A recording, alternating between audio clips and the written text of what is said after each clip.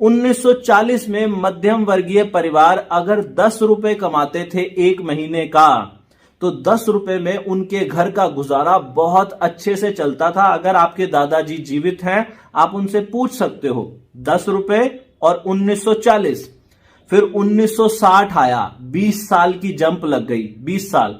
और 20 साल के अंदर 100 रुपए जो कमाता था, 100 रुपए के अंदर घर का गुजारा अच्छे से चल जाया करता था एक मध्यम वर्गीय परिवार का। 20 साल की जंप लगी और एक जीरो बढ़ गई, 10 से 100 हो गया। फिर उसके बाद 1980 आया।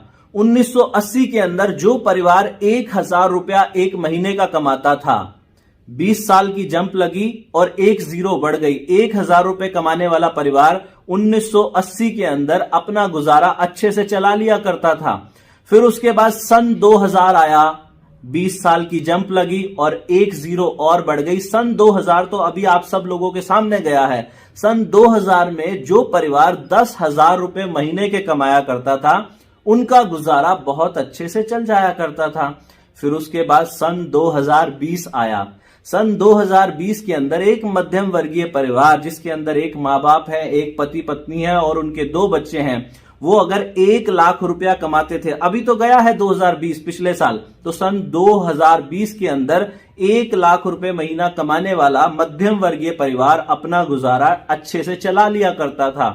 तो आप देख रहे हो, हर 20 साल के अंदर एक जीरो बढ़ जाती है।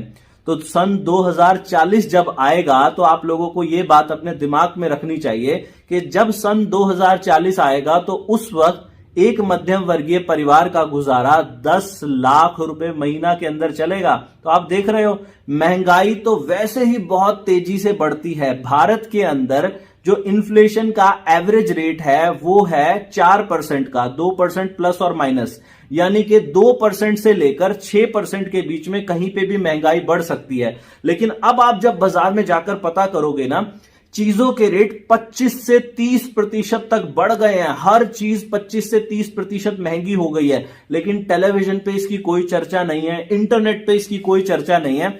लेकिन हम लोग संभव कारण जानने की कोशिश करेंगे कि क्या कारण है इसके।